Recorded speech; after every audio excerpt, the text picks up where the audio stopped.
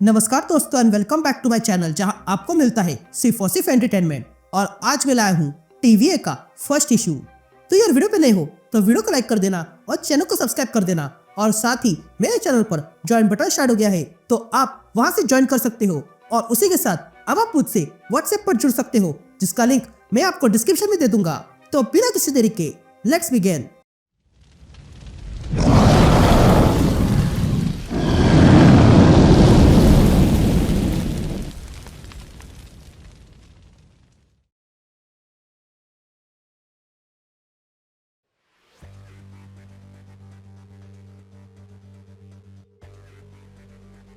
All right gang, तो इसी की शुरुआत में हम अल्टरनेट अर्थ की ग्वेन स्टेसी को देखते हैं जो उस अर्थ की घोस्ट स्पाइडर है जो कहती है कि टीवीए में आपका स्वागत है। अब यहाँ की हालत बहुत अलग है। ये कहते हैं घोस्ट स्पाइडर आगे की लाइन्स भूल जाती है और तब हम देखते हैं कि यहाँ पर शूटिंग चल रही थी और ये सब रिकॉर्ड मिस मिनट्स कर रही थी। तभी मिस मिनट घोस्ट स्पाइडर से कहती है अब मजाक मत करो ग्वेंडोलिन, जिस पर ग्वेन कहती है मेरा नाम ग्वेन है, जिस पर मिस मिनट कहती है मेरे जैसे लोग जिनका कोई घर नहीं होता और ना ही कोई टाइमलाइन, उन लोगों को एक बड़ा पर्पस सर्व करना पड़ता है। तभी हमें घोस्ट स्पाइडर की आवाज सुनाई देती है जो कहती है ये पूरी तरह सच नहीं है, मैं यहाँ छुप कर रह रही हूँ क्योंकि मेरे साथ मेरे टाइमलाइन में बहुत बड़ा कांड हुआ है, इसलिए मैं यहाँ आई हूँ और मैं इन लोगों की मदद कर रही हूँ। तभी घोस्ट स्पाइडर को वहाँ पर मॉर्बियस दिखा देता है, इसलिए वो मॉर्बियस को खींचकर कैमरा के सामने लाती है। तभी मॉर्बियस मिस मिनट को देखता है और कहता है तुम बदल गई थी और तुमने मुझ पर हमला किया था और बाकी के लोगों पर भी, जिस पर मिस मिनट कहती है तुम जानते हो तब मेरे अंदर एरर हुआ था और वैसे भी B15 और लोगों को काम पे लगा रही है। कभी हम मिलकर सारे समय धारा को प्रून किया करते थे ताकि शाश्वत समय धारा ठीक रह सके, लेकिन फिर तुम और तुम्हारे उस दोस्त ने मिलकर ये सच बाहर निकाला कि टाइम कीपर जैसा कोई है ही नहीं।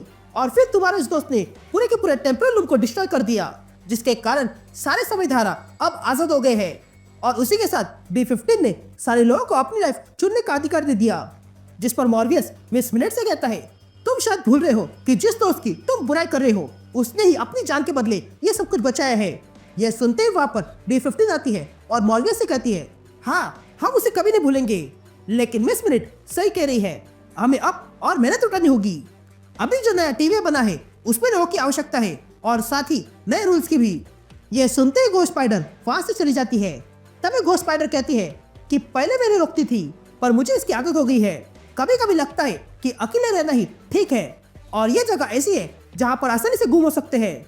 मिस मिनट कभी कभी हार्श होती है पर वो गलत नहीं है, मेरे पास कहीं और जाने की जगह नहीं है इसलिए मैं यहाँ हूँ, मैं यहाँ अच्छी चीजें कर सकती हूँ और साथ ही मेरे ऊपर जो दाग लगा है वो भी ठीक कर सकती हूँ। ये कहते हैं घोस्ट स्पाइडर वहाँ पे लोकी के स्टैचू के सामने आती है और कहती है मेरे टाइमलाइन में मुझे कोई जगह नहीं है इसलिए मैं यहाँ आ गई और ये बात मेरे अलावा वो भी जानता है। असल में तो यहाँ पर मैं छुप कर रह रही हूँ और ऐसे करते हुए मैंने जान लिया कि अब यहाँ पर जो कुछ भी है वो इस बंदे के कारण हुआ है जिसका नाम लोकी है या फिर इसका वेरिएंट पता नहीं। यहाँ पे जो कुछ भी हुआ है वो इसी के कारण हुआ है, पर एंड में इसी ने हम सबकी जान बचाई, लेकिन अब कोई नहीं जानता है कि लोकी कहाँ पर है। ये कहते हैं घोस्ट स्पाइडर केक खाने जाती है, लेकिन तभी से वहाँ पर जिमी हडसन मिलता है।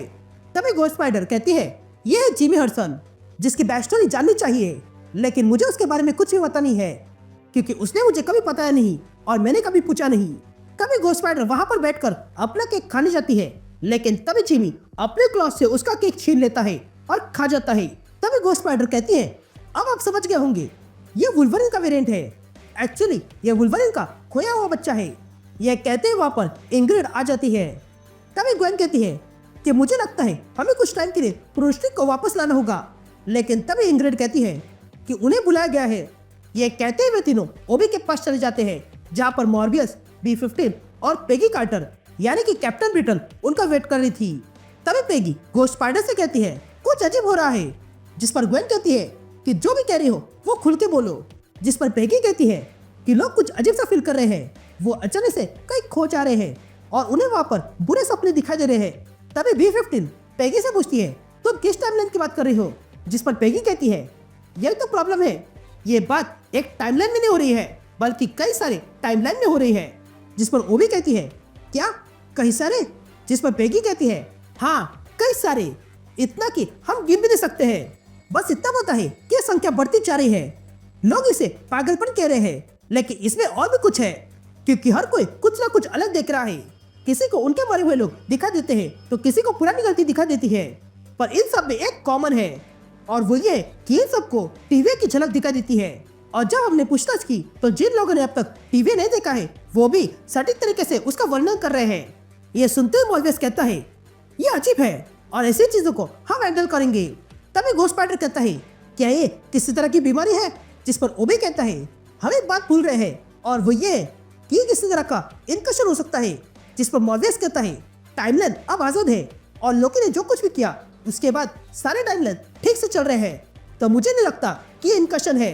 यह सुनते ही ओबी एक बोर्ड निकालता है और कहता है, ठीक है, ऑप्शन 1 इनकशन है, ऑप्शन 2 है नाइटमेयर, तो फिर ऑप्शन 3 क्या है? जिस पर ग्वेन कहती है कि ऑप्शन 3 स्पेल है। जिस पर मॉर्फेयस कहता है कि लोगों को टीवी दिखाई दे रहा है, जिसका मतलब है कि इन सब के पीछे कोई बहुत होशियार चीज है। तभी जेम्स कहता है, क्या हो अगर ये रियलिटी में ब्रीच हो तो?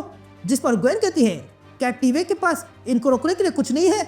यह सुनते ही ओबी कहता है, हमने किया है, इसलिए हम कहीं पर भी जा सकते हैं। यह सुनते ही ग्वेन कहती है कि अगर ऐसा है तो हम जाके ढूंढ निकालते हैं।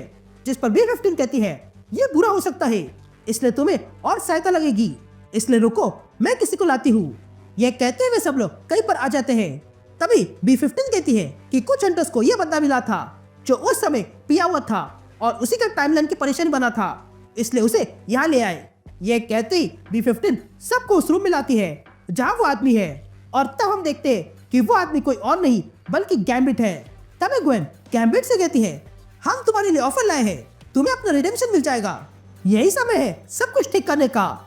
लेकिन तभी गैम्बिट उन पर अपने कार्ड फेंकता है। ये देखकर B-15 गैम्बिट से कहती है, बहुत हो गया तुम्हारा गैम्बिट, मैं जानती हूँ कि तुम्हारा दिल टूटा हुआ है, पर अभी के लिए हमें तुम्हारी आवश्यकता है ताकि तुम अपना अच्छा दिखा सको।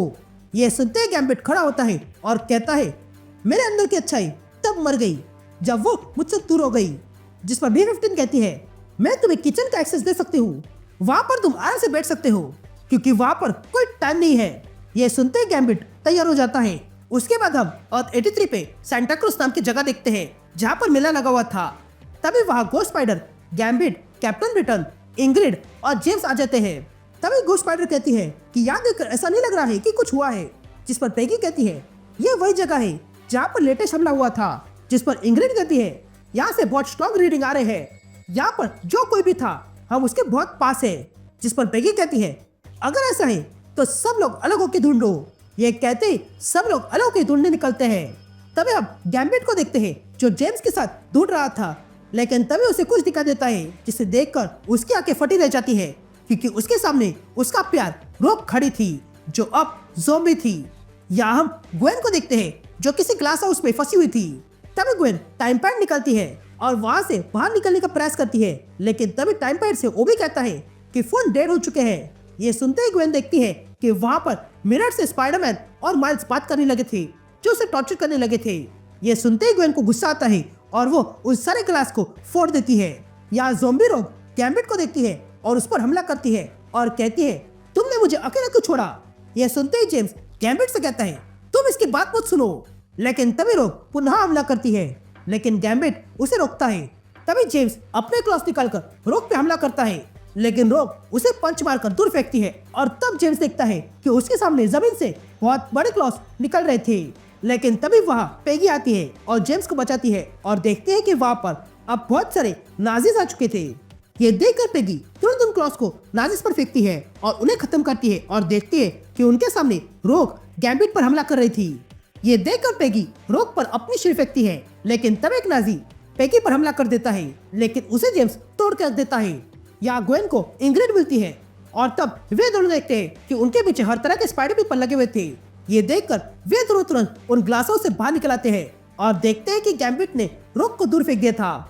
और तब वे सब लोग पोर्टल खोलते हैं और वहां से चले जाते हैं। अब वापस टीवी में आने के बाद पेगी कहती है कि यहाँ जो कुछ भी हुआ है वो बहुत ही बुरा था, ये सब भ्रम नहीं था बल्कि इनके वार असली थे और जो नुकसान हुआ है वो भी असली था। तभी ग्वेन कहती है, ये कोई फ्लू नहीं है और न ही इंकशन, यानी कि तीसरा ऑप्शन सही है। तभी इंग्रिड कहती है, ये जो कुछ भी था उसे हमारे डर के बारे में पता था, तो ऐसा कौन है ये जानता है? जिस पर ग्वेन कहती है कि ये तो हेल का किया धरा है। यह सुनते ही वे सब लोग आराम करने जाते हैं। फिर रात को हम देखते हैं कि ग्वेन चोरी छुपे टीवी में घूम रही थी, लेकिन तब उसे वहाँ पर कोई लिफ्ट में दिखा देता है, इसलिए वो देखने जाती है कि कौन है। लेकिन तब तक वो आदमी उस लिफ्ट से गायब हो चुका था और तब वो कुछ देखती है और अचानक से जाग जाती है और देखती है कि वो तो अपने रूम में थी। And that's it. ये इशू यही कंटिन्यू होता है।